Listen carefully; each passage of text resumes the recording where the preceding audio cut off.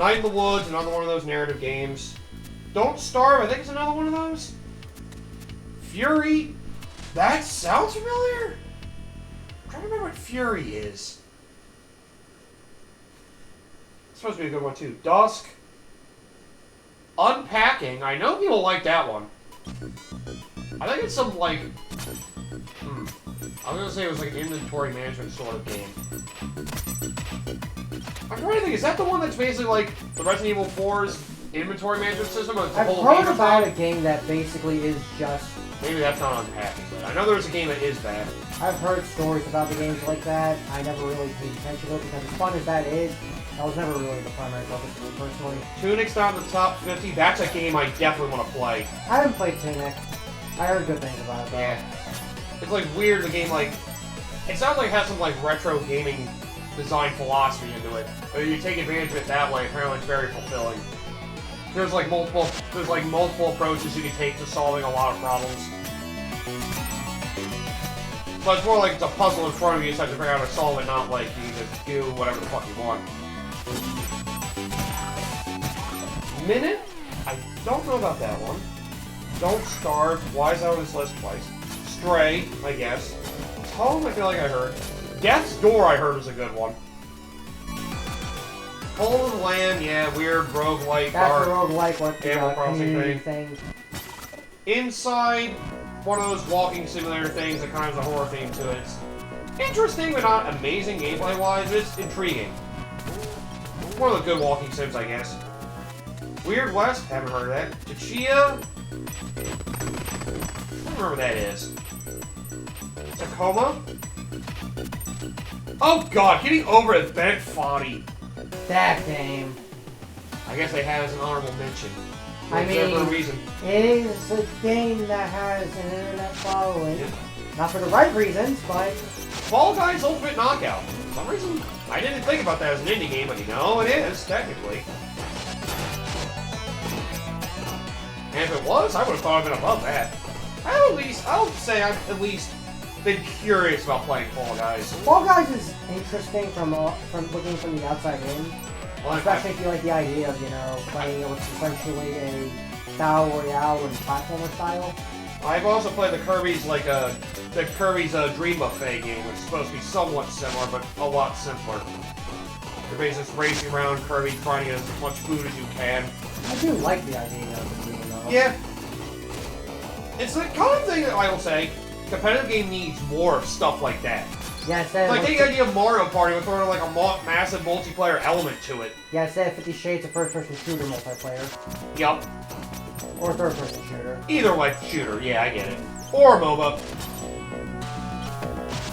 At least it's something different. Yeah, remember where that portal is? I'm shocked that I missed that because... Just gotta pay attention to those frickin' maps. But it said apparently that we explored there, even though... It didn't. There was a line with no square down here. Oh, these things regenerate. Oh, then again, we did get this to Quarble, so I guess they're giving it back to us. No, not here. I'm talking about with the seashell. Oh, yeah. That was weird. Yeah, I agree. That was weird. It's like, wait. How the hell did I explore down there? What else is on this list? Axiom Verge, I've heard, is a decent Metroidvania game. I think it's only okay at that. Ollie World, I've heard good things about. Basically, Ollie was a more an arcade-like game. They evolved into something a little more. Salt and Sanctuary, I heard, was another one of those 2D platformers that, was a... Oh! Look for the sparkles. Okay. That's your cue. Supposedly it was an audio cue back when the game originally came out. I guess they probably changed it for people that complained because they were deaf. Or is it changed? Oh, there it is. I guess you have to get somewhat close to the path, too. That explains why we couldn't figure out the maze. I see. The rooms are randomly assorted, so you wouldn't have been able to figure out just from randomly guessing anyway. Yep. Jeez. What a pain in the neck. And there we go, we made it through. Viewfinder, I don't think I've heard of. Cosmic Wheel Sisterhood, never heard of that either. Mineko's Night Market, I vaguely heard of that, I think. Coral Island. I know Talos Principle 2 I feel like I heard of. I've heard a lot about Talos Principle 2. Goodbye Volcano High. Eh? Killer Frequency. Bramble the Mountain King. Season, The Letter of the Future, and The Pale Beyond. So here's the last of the Portals, alright. One of the last of our new zones we haven't found Sunken yet. Shrine. Yep, after all those other ones I listed, number 50 is super hot. Number 49 is Terraria. I feel like that has a massive internet following. Oh, Jesus! It's basically to the, Oh, I remember this place now, looking back. You have to get 2 spheres throughout this place to Yep. get that door? Okay. And also, because Oh, a lot of freaking, my time with CSR just went back to me now looking at this game. I see. Now we can do the chat again, because we're in a new zone. This place looks ancient. It is. Oh, you notice? We're not clear on what the Sunken Shrine really is, other than the ruins of a religion long forgotten. The prophet thinks it was built to worship legendary heroes who ascended into guardian gods. Crazy, right? I mean, who becomes a god? It's all we're going to see now anyway. Apparently, the power had to do with the stars. A sea of stars, one could say. God damn it. And when you find calculations are correct, you should find a music notes over it. Ah, okay, I know, good. hey, Yes, we don't need more tell of these me, things. say no more. Music notes. Meanwhile, one of the other areas where we fought that butterfly was to get us to help somebody so we could get away to get to another world that would give us a music note. We had to go through 2 new worlds to get one, I just realized. Yeah. That's pretty fucked. Oh man, some of the backtracking in this is a little obnoxious. I mean, you know, that's how Metroidvanias tend to go. Yeah. You're either in with them or you're not. Number 48 in this list. That's right! Wow, this list is pretty recent, surprisingly, too. Another good game I've heard great things of this year. Balatro. Never heard of it. It kind of got a little viral, like, a couple months ago when it came out. It's basically like a card game roguelike. And apparently some people really like the approach it does. Like, some people say it's probably the best indie game of the year so far. It's weird having an actual card game as a roguelike. Apparently, like, some rounds and strategies can get vicious. It's another one of those, it's probably one you have to, like, look at to see the hype and see if it's for you, but apparently a lot of people like it. Roguelike deck builder, that's literally what it's... Okay, it's similar to, like, Slay the Spire or Inscription. Yeah, I'm familiar with Inscription. Like that, apparently it's like the best of its kind. It's very simple to pick up because it's basically like knowing a lot of poker hands and stuff. It's basically roguelike poker. Yeah, and it's had a lot of good reviews too. Like Metacritic, it's sitting at 90, so that's pretty fucking good. That's the highest of any game this year, I'm pretty sure. Yeah, it's supposed to be a pretty good one. Pacific Drive. A survival game, okay. Yeah, survival game, that's basically what it is. I'm sure the mechanics are fine. I'm very, very surprised, but I'm glad it's not super high. Number 46, Hollow Knight. I was always expecting that like their top 5. Jesus. Good. I'm glad not everybody sees it in the super high praises I see on the internet. It deserves to be on there at least. Oh yes, oh yes. I'd say it's definitely one of the top 5, arguably top 3 indie Metroidvania games for sure. It's got some of the Souls-like charm people like from it. It's a pretty big, meaty game, but you know, the mechanics aren't as great as they're made out to be. Looks like you might need to change the... Yep, go down there and go back up. Yep. That's how we get to that one. So what will you ask us to do now? Yeah, Hollow Knight's good. And it's usually pretty cheap, and people are still excited over the sequel, Silk Song. Yes, it stars basically one of the important characters from Hollow Knight, yeah. I know recently someone on Instagram's been posting stuff about Hollow Knight Silk Song, and everybody keeps posting about how it's torture. It's like, just release the game already! People have waited for this game for like 5 years. It's crazy. It was announced like 4 years ago. I remember last year, Xbox said like they were going to have it on Game Pass day one when it came out within the year. And then it did, and people were like, Xbox, what the fuck? It's like, not their fault.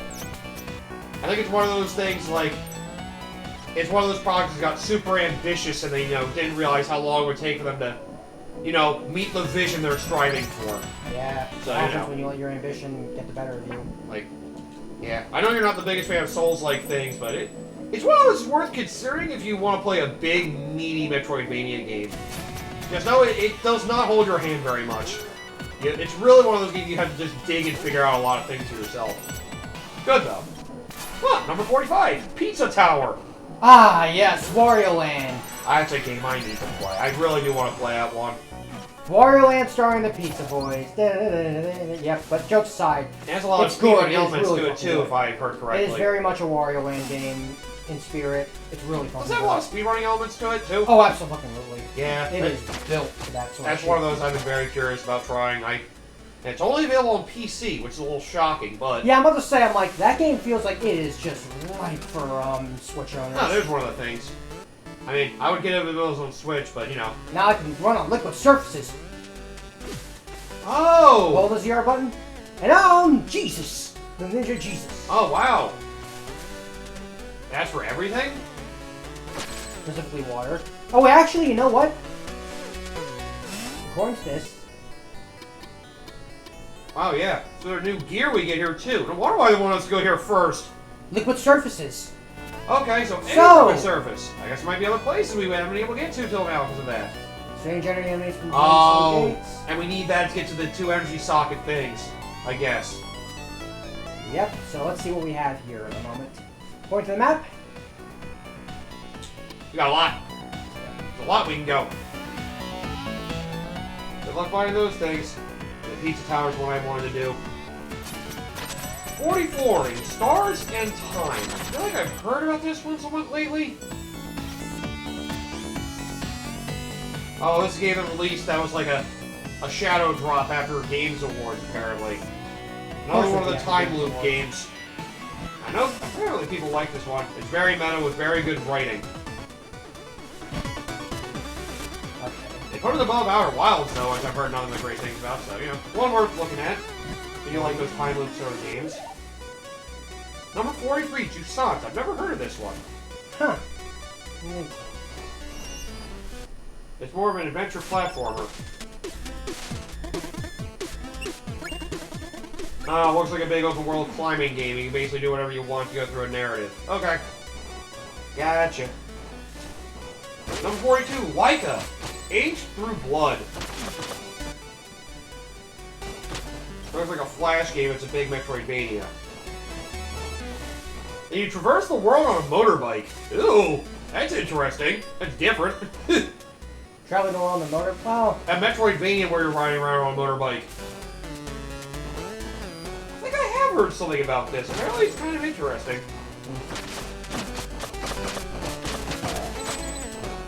Branding itself as a Motorvania. God damn it. Okay,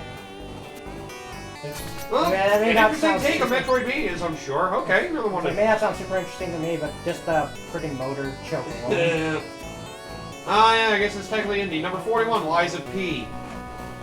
Yeah. Pretty sure you know enough about that from marketing already. Yeah, Pinocchio Dark Souls. I know Segan talked to us about that a while back. I guess I'll admit it looks interesting. Yeah, it does. Yeah, I need to try like an actual Souls like one of these days, just to see how I feel about them. Whether to do Dark Souls or Elden Ring, whatever the fuck. The only other freaking Souls game I want to even consider touching is Neo. Right. Because the feel of the game isn't moving at 2 miles per hour. Yeah, the game's a lot more fast-paced. Number 40, Venba. A short narrative-driven game that tells a touching Southern Asian story. Okay. That's right, there are a lot of these that have, like... Some people say some of the best, like, storytelling video games also come from indies. I can believe that. A lot of, like, really personal stories for these people. Makes sense when you think about it. when they're not at the whims of the AAA market trying to be like, here's what we think you should add. I remember, like, one of the first ones was really good at that. It was something, like, called To the Moon. I think that was, like, the first one that had, like, a story that people, like, thought was, like, incredible. Because it was, like, really, really touching and, like, kind of basically told itself in a way, like, really made you feel for the characters and stuff. Oh boy.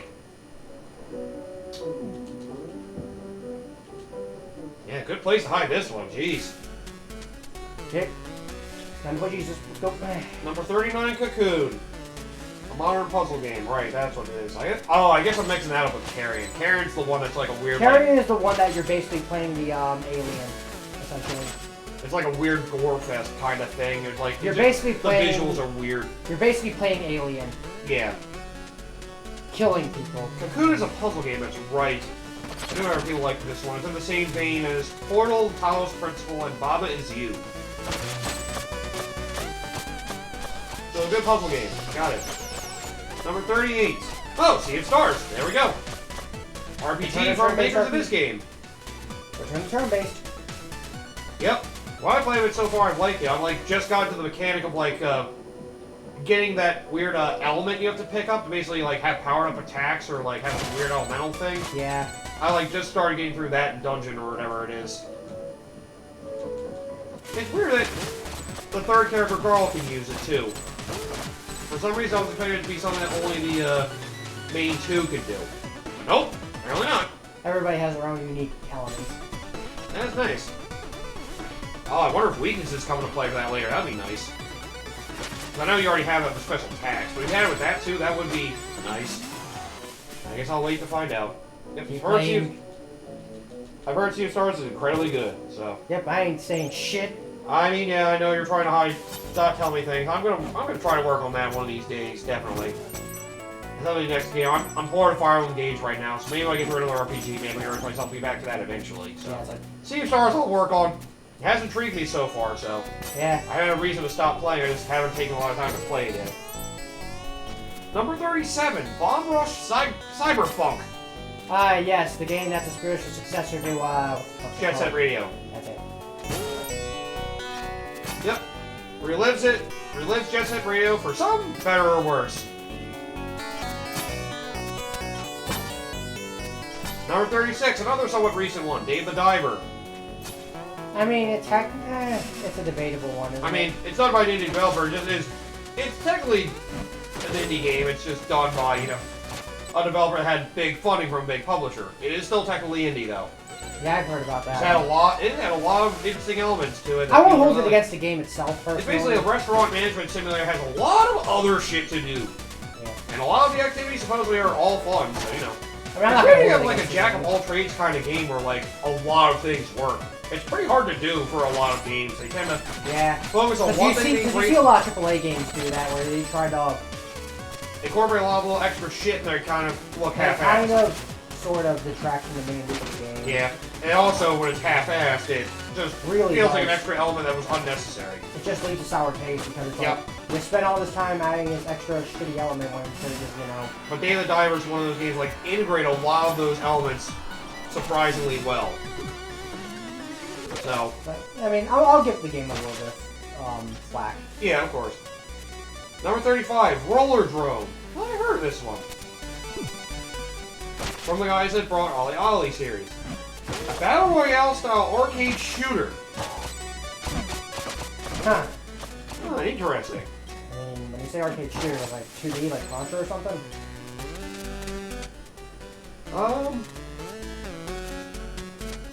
Basically sounds like it's like trying to come up with like scores and stuff. Got the Moon Crest. Ah, right. Now we got one of the two MacGuffins needed. It's like it's like a fast-paced arcade game, apparently. You said like it's arcade shooter, so is it like something like Battle Royale style arcade shooter? But when you say arcade shooter, are we talking something like, say, maybe Contra or? I don't know. Combos, multipliers, maybe. Having to go through labyrinths, I guess, to try to keep getting combos and kills on foes, maybe, yeah. Oh, I see, arcade shooter. Okay, never mind. You know what? I know what's trying to be. Okay. Makes more sense now. Number 34 is Dredge. It's a resource management sim of some kind.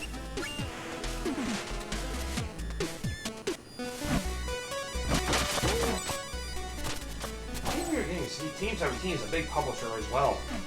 Not quite as big as Devolver Digital, but... Yeah, but Team 17 definitely has a lot going in their plate. Speaking of plate. Because I believe they're the ones that did, I want to say Overcooked? That sounds like them, yeah. Yeah, it's another big indie franchise I know people like. Apparently it's another one that's really good with friends. It's on the late stages get insane. It's an arcade, like cooking game. As crazy as it sounds, it's a lot better than it sounds, yeah. I've seen it in action. It looks pretty intense, actually. It's surprisingly deep. I played it. And one friend... It's like managing a real restaurant. Where's the lamb sauce? Good God. Like, yeah. Not one of those games, though, because I don't usually have a lot of people to play with that with. I don't really get too much out of it myself, but... I fortunately do, so those games have a little more value. Right. Of course. Okay, I now need to get in here. Number 33. Ah, yes! One I was also mildly curious about. Sifu.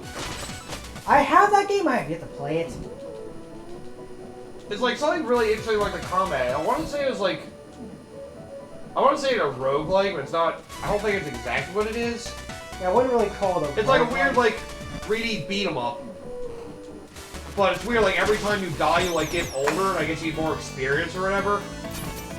It's, like, really interesting, the whole, like, system they have for, like, progression, I think. Yeah, it's hard to describe it, but it looks cool, and I have the game, I just need to play it. Yeah, I heard people really do like that one, it's kind of fun. I'd love to play it, just, you know. Number 32, I want to say it's an RPG of some kind? Citizen Sleeper. Oh, it's a text-based adventure. Oh. Oh, okay, I see where it's Very old school one, I think, yeah. One of those kind of adventure games. I was thinking something like Citizen Earth. Maybe it's the same thing. I think it's supposed to be like an RPG-esque kind of thing. It's one of those games where it's like, I can't remember the name of it, but it's like, you know those things where it's like, like Hitchhiker's Guide to the Galaxy or something? It's like one of those first-person dungeon crawling games, I think, maybe? I'm not sure. Oh yeah, traditional survival game format, eliminated with a D&D style dice-based mechanic that force careful planning, hard decisions. Ultimately, you have to constantly asking, is it right to stick around or get out of dodge? Okay, yeah. So it's a very old school RPG kind of thing. Okay, I gotcha. All right. Yes, one I hear about a lot. One of Yahtzee's favorite games, Return of the Obra Dinn, number 31. Big introspective puzzle game. Has a lot of big narrative puzzle. It has you like really analyzing a lot of things very deeply. Some people really like. Number 30, Outer Wilds. Why was that in the honorable mentions and number 50? And we're at number 30.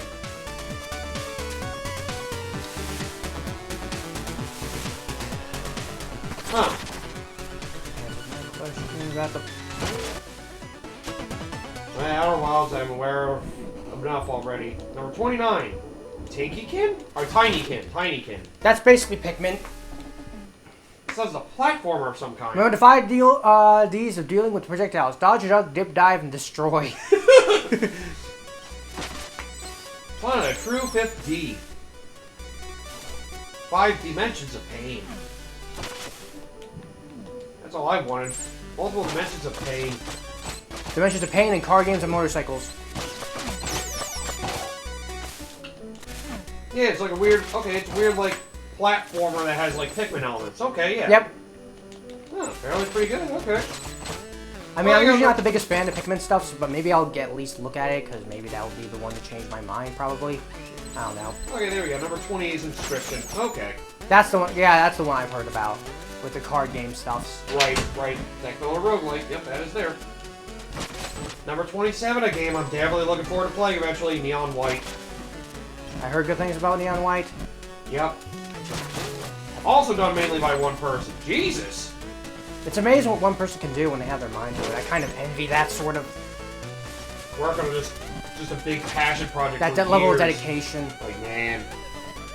I don't have that kind of dedication either. It's available on every platform, too. Now I know that, since it's on Game Pass. That's... If I need a break from Sea of Stars, I gotta start playing that. I know it's stage-based, too.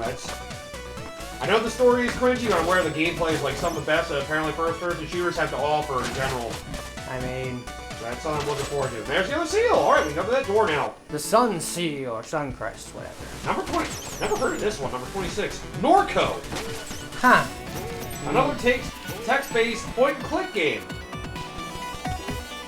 Developed by somebody called Geography for Robots.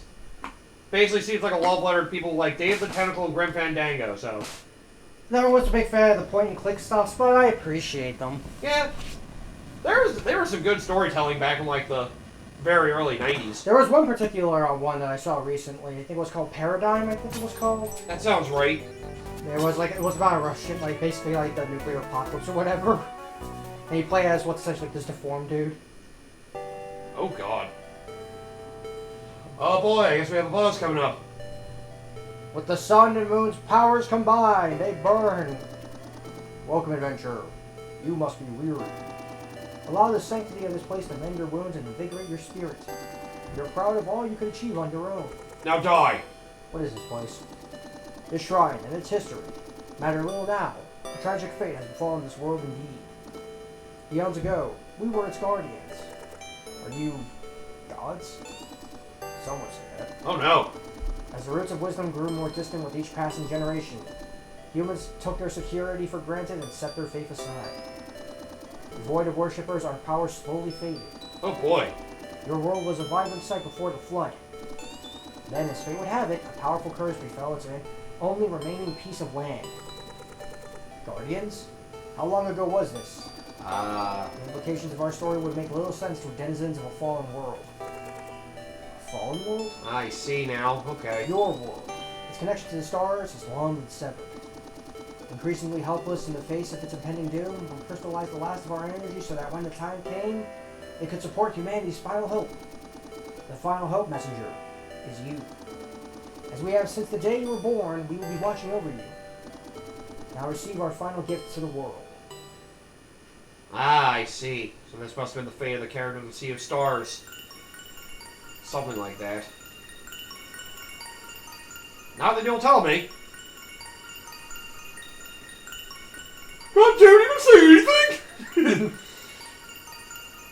I'll just leave it as a maybe. Alright. Well, either way, we got another music note. Thank God. Key of Love. Oh, God. Left by God's long forgotten to be found at the time of greatest need is one of the notes needed to create a melody that will break the curse.